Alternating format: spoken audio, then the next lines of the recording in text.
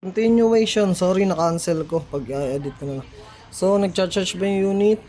Yes, nagcha-charge. Next, laro tayo.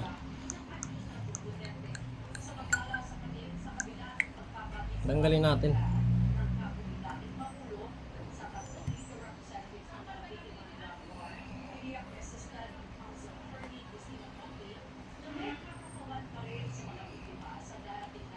Kung papansin nyo, yung screen lang lagi kong pinupunasan, boss. Kasi, dapat ganun. Hindi yung punas ng punas ng mga aluminum part. Kasi to may screen protector to eh.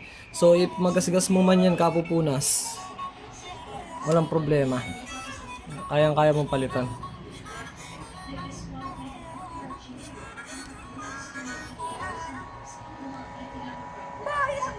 So, na-test ko yung buttons, na-test ko yung games. Tingin ko, yun na lang muna siguro, boss.